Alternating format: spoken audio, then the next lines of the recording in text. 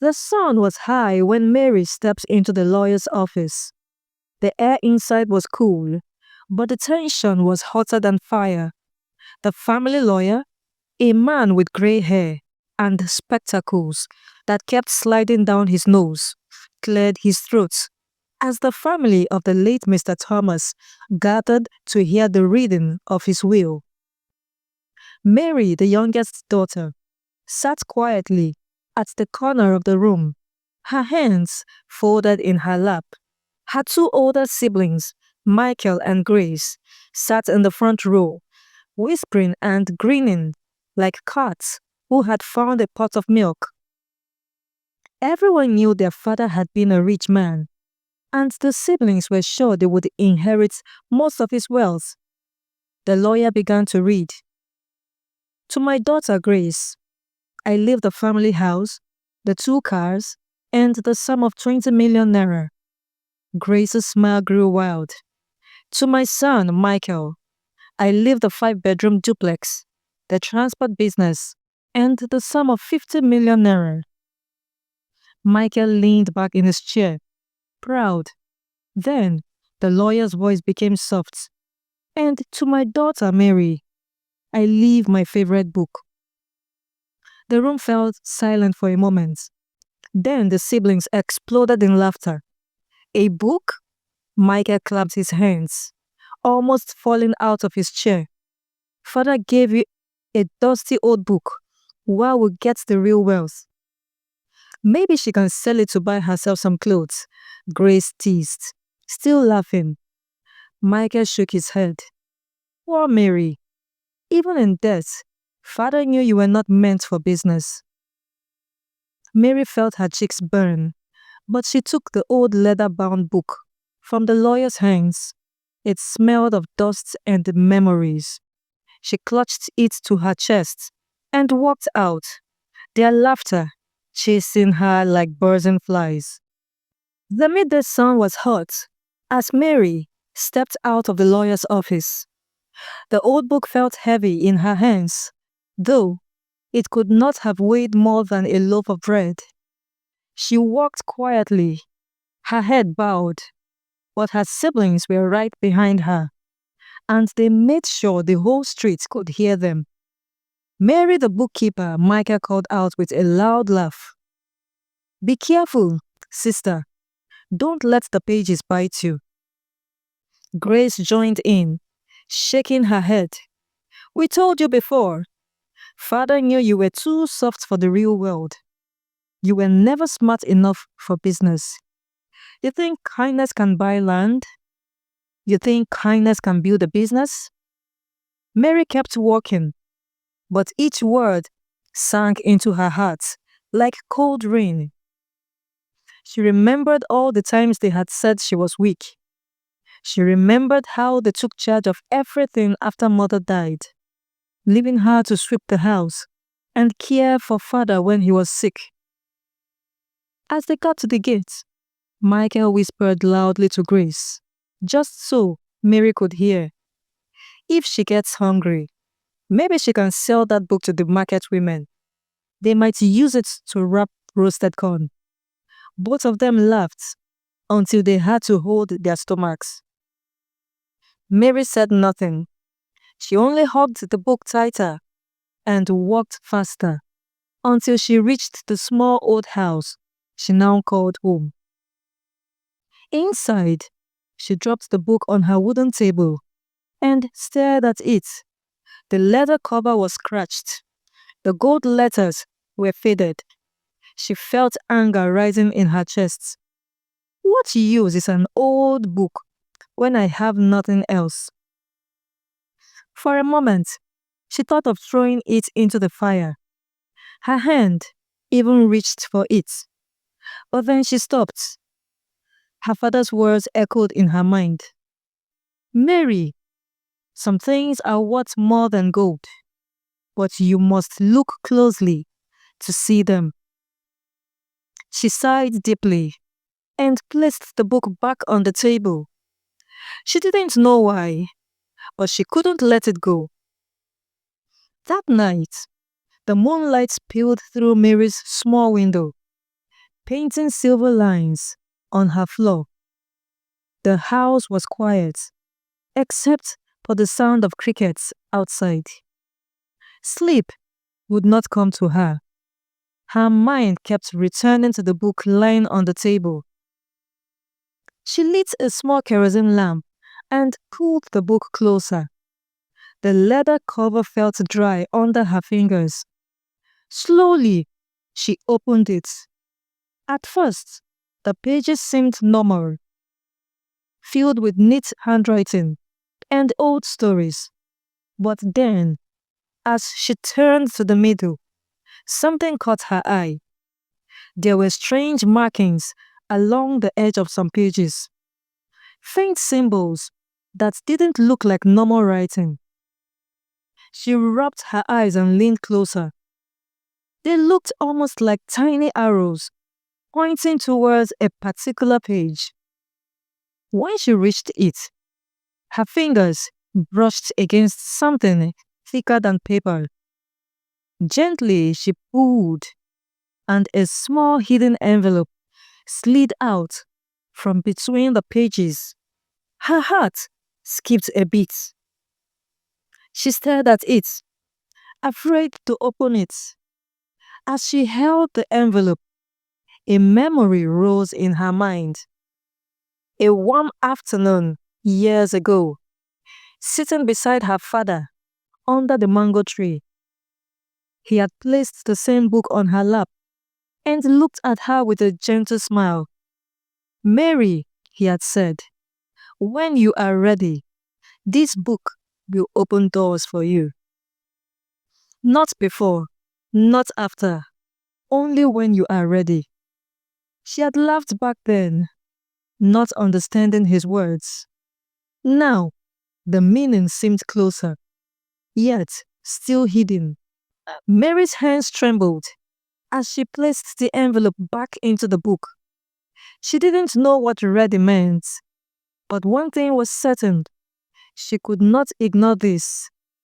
She must find out what her father had left for her. The following morning, the air was fresh with the smell of wet earth after the night rain. Mary woke early, her mind still buzzing from the strange markings and the hidden envelope. She knew she couldn't solve this mystery alone. There was only one person she trusted: Mr. Samuel, the old librarian who had known her father since they were boys. She wrapped the book in a piece of cloth and walked quickly to the small community library at the end of the dusty road. Inside, the air smelled of old paper and wood polish. Mr. Samuel sat behind the counter, polishing his round spectacles.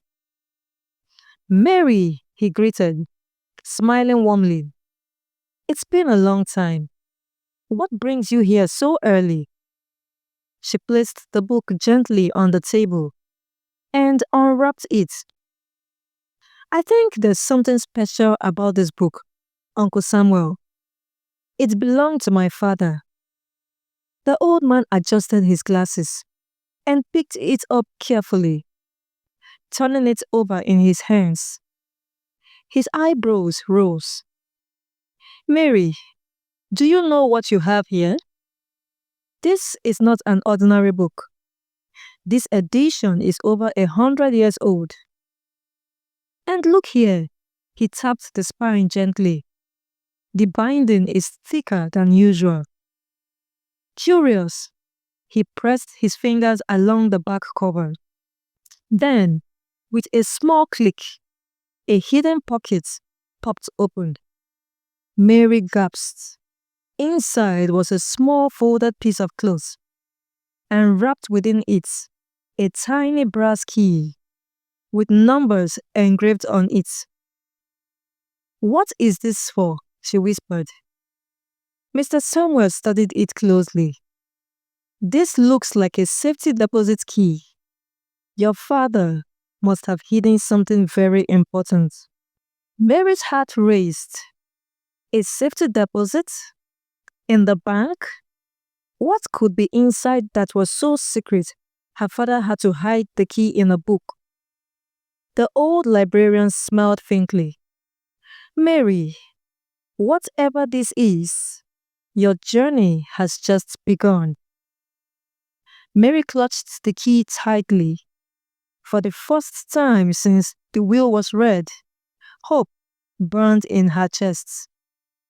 Mary could hardly sleep that night. The small brass key lay under her pillow, and every time she turned, she felt its hard shape pressing against her cheek. It was as if it was calling to her. The next morning, she took the key back to Mr. Samuel, hoping he might know more. He turned it over in his hand, studying the engraved numbers again. Hmm, this is not for an ordinary bank vault, he said slowly. Your father once told me about a place he used for safekeeping. An old warehouse near the edge of town. It belonged to him many years ago. Mary's eyes widened. Do you think that's where this key fits? Mr. Samuel nodded. It's possible. But be careful, child. If your siblings hear about this, they will follow you.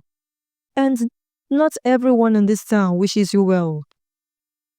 Mary thought of the mocking faces of Michael and Grace outside the lawyer's office. If they knew about the key, they would surely try to take whatever her father had hidden. She decided there and then she would go alone. That evening, when the sun was just beginning to set and the streets were quiet, Mary tucked the key deep into her pocket. She wrapped the book in its cloth again, just in case she needed it. The road to the warehouse was long and lonely. The air was heavy, and the shadows of the tall trees swayed like silent watchers. In the distance, she could see the old building, its rusted roof catching the last orange light of the day. Her heart thumped faster with each step. Somewhere inside that warehouse, her father's secret was waiting. Mary walked slowly towards the warehouse, trying to look calm, but she didn't know that danger had already set its eyes on her. Michael, her elder brother, had been watching her since morning. Something about the way she clutched that old book in the lawyer's office had stayed in his mind, and when he saw her leave the house at sunset, walking quickly with the book hidden under her arm, his curiosity grew like a snake ready to strike. Quietly, he followed her from a distance, keeping to the shadows. He didn't want her to know he was there. Mary reached the warehouse gate. The place looked even older up close. The walls were cracked, the metal doors were rusted, and weeds grew high around it. She reached into her pocket and touched the key. Her fingers were trembling. Just then she heard something. The faint sound of footsteps crunching on dry leaves behind her. She froze. Her mind raced. Could it be a thief? Or her eyes widened. Michael. Without wasting a second, Mary slipped the key out and quickly pushed it deep into a hole between two loose bricks near the wall. She covered it with a piece of dry wood and dust. A voice came from behind. Mary, what are you doing here? She turned slowly. Michael was standing a few feet away, his hands in his pockets, a sly smile on his face. It's late. You should be at home. Or, his eyes narrowed. Are you hiding something from us? Mary forced a small laugh. No, Michael. I just wanted some air. This place reminds me of Father. He stepped closer, his eyes scanning the ground. Mary's heart beat so loudly, she thought he might hear it. But the key remained hidden, safe for now. Michael finally shrugged. If you say so. But remember, Mary, nothing stays hidden forever. Mary managed a smile, but inside, she knew the game had just become more dangerous. That night, the house was quiet. The wind outside whispered through the trees, and the old clock in the sitting room ticked slowly, as if counting down to something important. Mary sat at the wooden table, the book open before her, and the small brass key lying beside it. She ran her fingers over the strange markings she had seen earlier. Under the warm glow of the kerosene lamp, she noticed something new.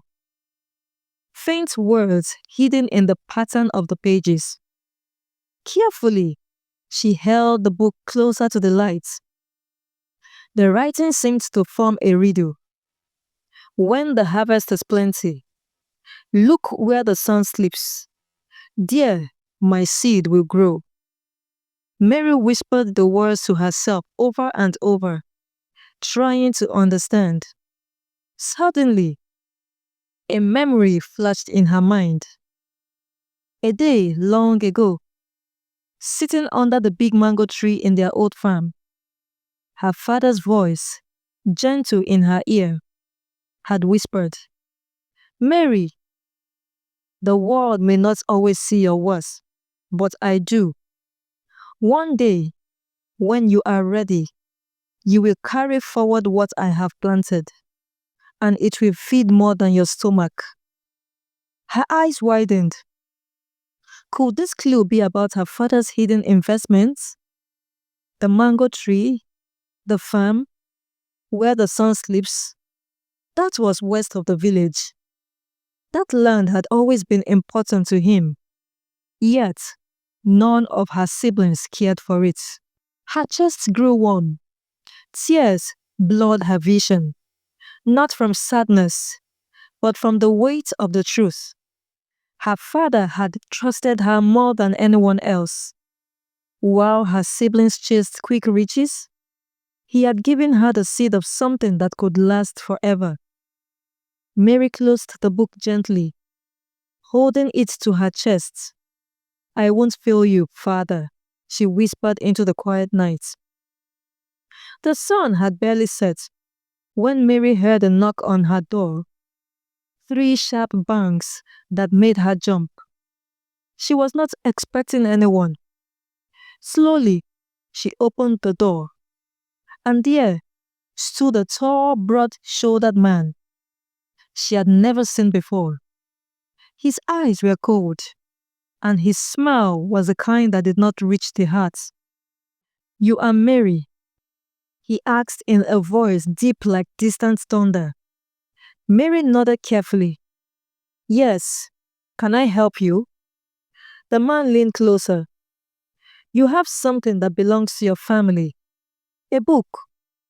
Hand it over, and you will not have problems. Mary's heart raced. She didn't need to be told who had sent her. In her mind, she saw the faces of her siblings, their greedy smiles, their mocking laughter. They wanted the book, and they were ready to scare her to get it.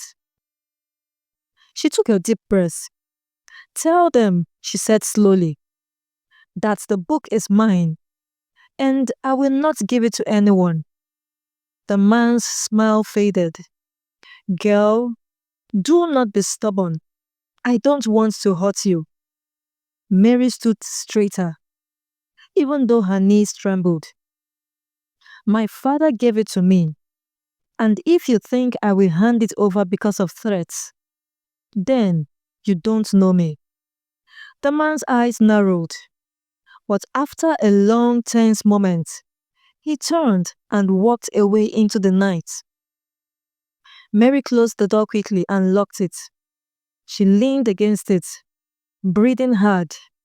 Fear still lingered in her chest, But something was there too, a new fire.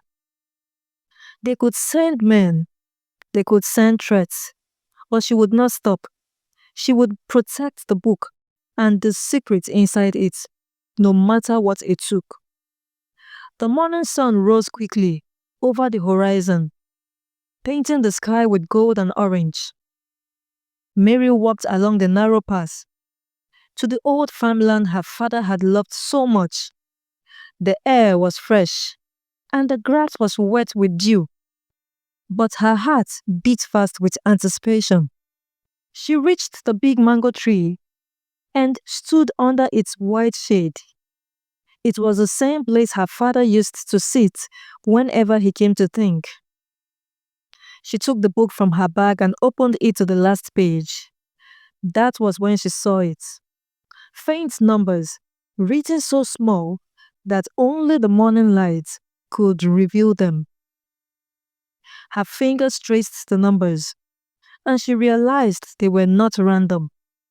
It was a bank account number. At the bottom of the page, in her father's careful handwriting, were the words, "This is the seed. Guard it, and it will grow beyond your dreams." Mary's breath caught. She knew the bank. It was a special bank in the city. If what she suspected was true, this was not just an ordinary account.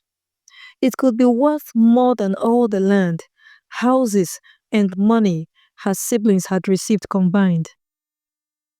She sat down on the grass, the weight of the discovery sinking in. All the mockery, the threats, the loneliness, it all led to this moment. Her father had hidden his greatest treasure in plain sight, trusting only her to find it. The wind rustled the mango leaves, almost as if the trees itself was whispering to her. Mary looked up at the sky and smiled through her tears. "I found it, Father," she whispered, "and I will use it well." Mary was sitting in her small living room when she heard a knock on the door. The sound was soft, almost gentle, and when she opened it, she was surprised to see her elder sister, Grace, standing there with a shy smile. "Mary," Grace began, holding out her arms. "I've been thinking, we are family. All this fighting over the will is wrong. I came to make peace." Mary hesitated. Grace had never shown kindness to her before, but her voice sounded warm, almost sincere. "Peace?" Mary asked slowly. "Yes," Grace replied, stepping inside.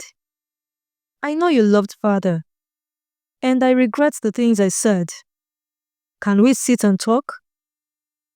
They sat together, and for the first time in years, Grace spoke softly, asking about Mary's health and work.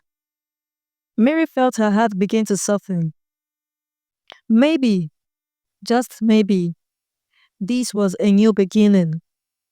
But as Mary stood to get some tea, she noticed something in the corner of her eye. Grace's hand, slowly sliding the old book from the table into her bag. Mary's chest tightened. All the warmth vanished. "Grace," she said sharply, stepping forward. "What are you doing?" Grace froze for a second, then tried to smile. "Oh, I was just looking at it." Mary didn't wait for her to finish. She snatched the book from Grace's hand and stepped back. "You didn't come for peace. You came for this." Grace's face darkened, and her voice turned cold. "You don't know what you're holding, Mary. You are playing with things bigger than you." Mary clutched the book to her chest, her mind racing. She could no longer delay. The secret in the book had to be secured before her siblings took it from her by force. She didn't even wait for Grace to leave. She ran to her room, packed the book in her bag, and prepared to act before it was too late. The morning sun had barely risen when Mary stepped out of her small house, clutching the old book tightly in her bag.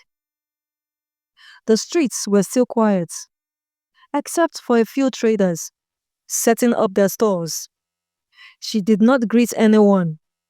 Her heart was too heavy, her mind too busy with one thought: I must get there before them. She knew Grace would tell the others, and soon they would all be coming for her. The book had revealed its secrets the night before, and now Mary knew exactly where she needed to go: the central bank in town. Inside that bank was a safety deposit box her father had hidden in her name. Her footsteps quickened. She walked past the market, past the taxi park, until she found a keke driver. "Take me to Citibank. Fast," she said, her voice trembling. The driver nodded and sped off. Mary looked behind her every few minutes, afraid she might see one of her siblings following. And indeed, just before they reached the main road, she spotted Michael's black car turning into the street. Her stomach tightened. "Hurry," she told the driver. They whipped through traffic, the wind whipping against her face. She could almost hear her father's voice in her head, calm but firm. "Mary, when the time comes, don't be afraid to run." When they finally stopped in front of the tall glass building, Mary jumped out and ran inside. She ignored the curious stares from the security guards and went straight to the reception desk. "I'm here for my father's deposit," she told the woman at the desk, handing over the folded paper hidden in the back of the book. As the woman checked the records, Mary's heart pounded. Behind her, the glass doors swung open, and she saw Michael and Grace step inside. She had beaten them by a few seconds. Mary followed the bank manager into a quiet, secured room. The air was cool, and the walls were lined with metal doors, each hiding treasures that only their owners knew about. The manager stopped in front of one door and inserted a small key. "Miss Mary Thomas?" he asked. "Yes," Mary replied, her voice firm, even though her hands were trembling. With a slow creak, the door opened, revealing a large safety deposit box. The manager placed it on the table. Mary took a deep breath before lifting the lid. Inside was a thick envelope, several official-looking papers, and a small leather pouch. She opened the envelope first. Her eyes widened. Inside were legal documents transferring ownership of a vast piece of farmland, 3 warehouses, 2 duplexes, 5 plazas, and shares in a secret company, all in her name. Next, she opened the small leather pouch, and to her surprise, she saw precious jewels worth millions. By the time she turned around, Michael and Grace had burst into the room, panting from the run. "What's going on here?" Michael demanded, stepping forward. Mary's lips curved into a calm smile. She laid the document on the table so they could see. "It means," she said slowly, "that all of Father's hidden investments now legally belong to me." Grace's mouth dropped open. "That's impossible. We got the houses, the cars, the money in the will." "Yes," Mary replied, closing the lid of the box. "But Father left me something better. The things he built in secrets. The things only I could unlock." The siblings stood frozen, their earlier laughter now gone. The truth was plain before them. The useless book had been the key to a fortune far greater than they imagined. As Mary signed the final papers with the bank manager, her father's words echoed in her heart.